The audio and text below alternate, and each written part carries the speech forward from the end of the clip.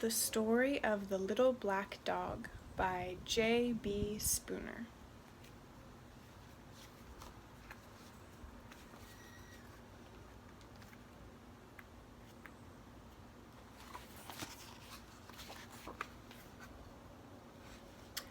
Of all the boats in Vineyard Haven Harbor on the island of Martha's Vineyard, the grandest by far was the topsail schooner Shenandoah.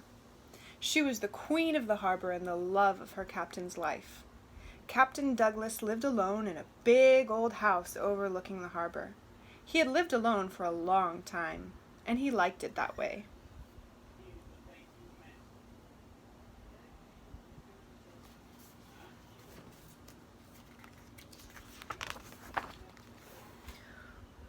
One stormy night in early spring, the captain was in his warm kitchen when the back door flew open. In came his friend, Eddie, wet and windblown from the northeast gale raging in the harbor. "Brought you something," he announced, even before the captain could close the door. "She's an orphan," said Eddie, handing him a small black puppy from under his coat. "Found her in a mud puddle. If you can't find a home for her, just take her to the pound. I've got to go. Ferry's leaving for the mainland." He hurried out the door.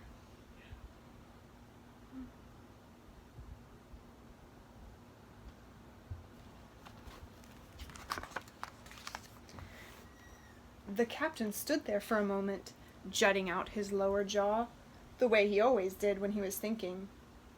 He held the wet little puppy at arm's length up to the kitchen light. "Now, what am I supposed to do with the likes of you?" he said, and he looked hard at the shivering pup. The little black dog squinted at the bright light and yawned.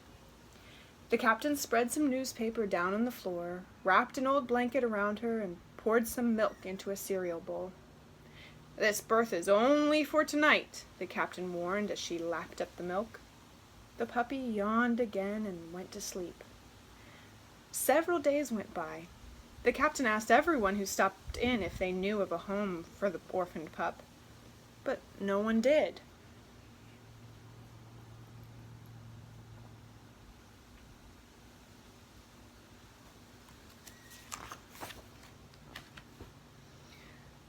Berni, who worked for the steamship company that ferried tourists to and from the mainland, came by often. He liked the little black dog. "Why don't you keep her?" he asked the captain. "You've got plenty of room in this big old house. She'd be good company." "I don't need the company," said the captain. "Besides, Berni, you know I'm on the Shenandoah half the year, and that's no place for a dog. She'd just be in the way."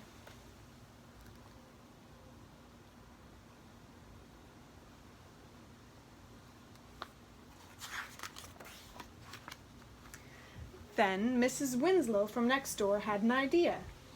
"My daughter in New York City is looking for a dog. Maybe she'll take the pup when she visits this summer. Shall I ask her?" "Good idea," answered Berni quickly. "He can keep her till then." The captain glared at him. "Ah, she won't be any trouble," insisted Berni. "How can anything that little be in the way?" The captain jutted out his lower jaw. "Well," he said finally, "I guess she can stay in the kitchen." Within weeks the black dog had outgrown the kitchen. Summer was approaching, and the captain left each morning to fit out the Shenandoah for the season.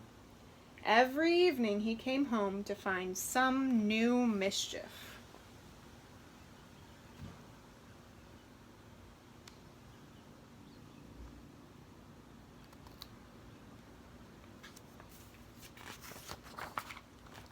One day, the puppy found a huge mountain of cloth tucked away in a back corner of the house. She was busy pulling and tugging and ripping and tearing when the captain returned.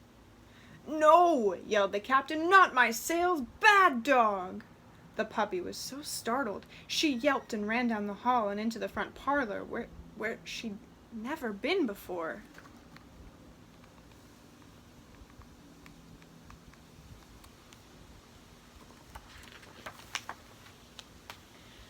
It was cold and dark, and the shadows on the wall frightened her even more. As the captain came up behind her, she piddled on the Oriental Rug. "No," he shouted, "not my rug! Bad, bad dog!" Looks like the dog got to the page, too.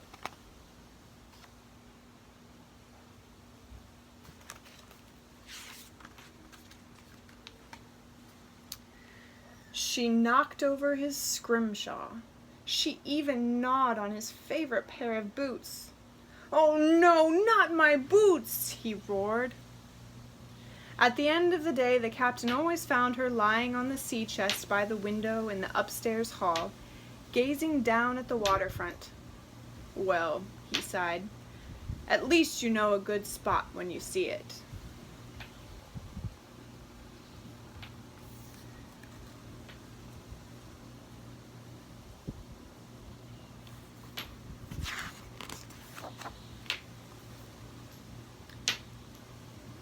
The next morning the weather turned warm.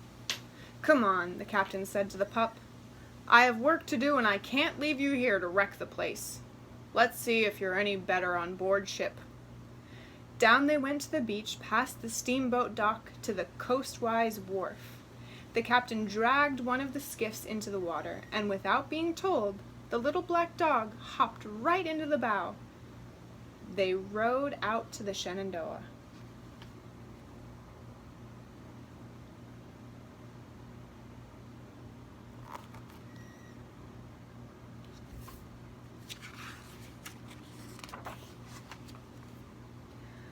As they came alongside, the captain lifted the little black dog through one of the gun ports and onto the deck. "Now stay out of trouble," he said, climbing over the side, "and stay out of the way." The little black dog wagged her tail. The captain moved easily about the deck, checking gear and coiling lines. The little black dog peered through the hatches to the cabins below. The whole world seemed to rise and fall beneath her feet. "You're just getting your sea legs," the captain reassured her, as he disappeared down the companionway. The little black dog tried to follow him, but the ladder was too steep. She barked, and the captain came back and carried her below.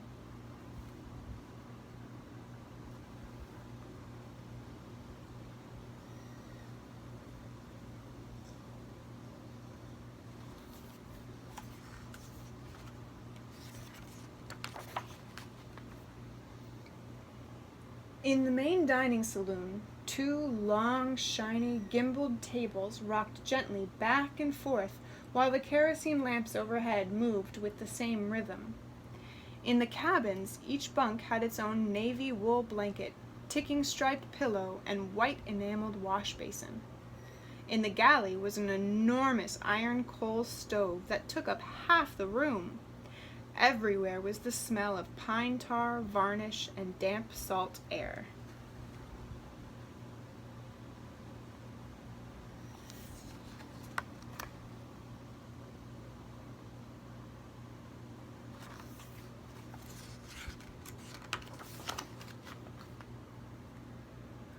By the time they had to leave, the black dog had found her favorite spots.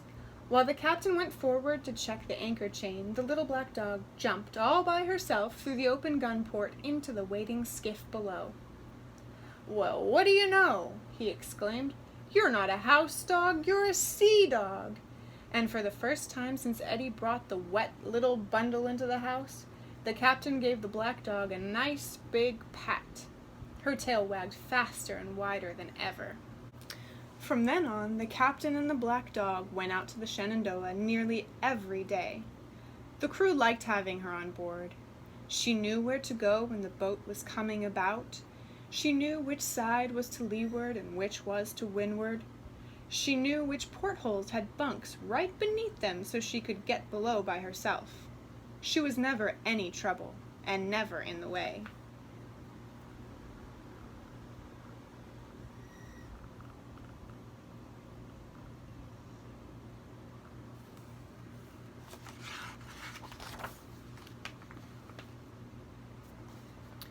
One day, the captain left the black dog at home while he went to a meeting at the town hall. When he got back, he found a note on the kitchen table. Good news, Captain Douglas. My daughter from New York was here and just fell in love with your black dog. She had to make the 2 o'clock ferry, and we couldn't find you, so we took her. I knew you wouldn't mind. If it doesn't work out, she promised to find her another home. Marianna Winslow. The captain read the note over and over. He had forgotten all about Mrs. Winslow's daughter. They'd taken the black dog to New York City?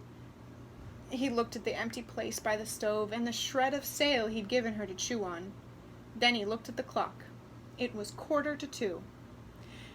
Down on the steamboat dock, Berni was surprised to see the black dog in the back seat of a lady's car. "Hey, you taking the captain's pup home with you?" he asked, as he reached into the back to pet his friend. "Yes," replied the woman politely. "She's my new watchdog." "Well, I didn't think you'd do it, but good luck to you," he sighed and waved her onto the ferry.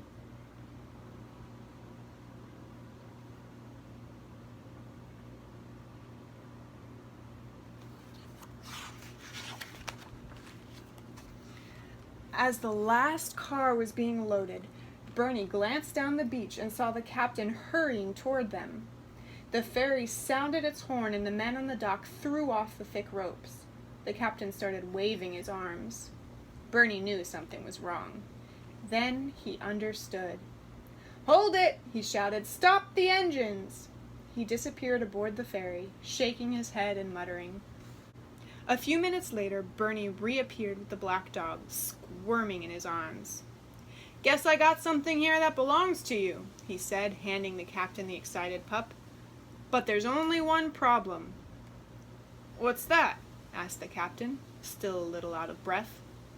"If you're going to keep her, you have to name her."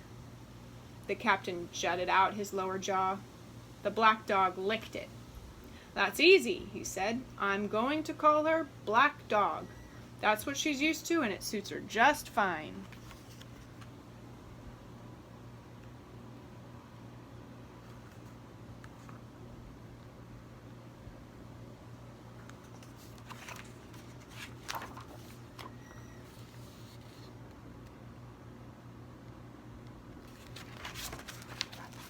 The end.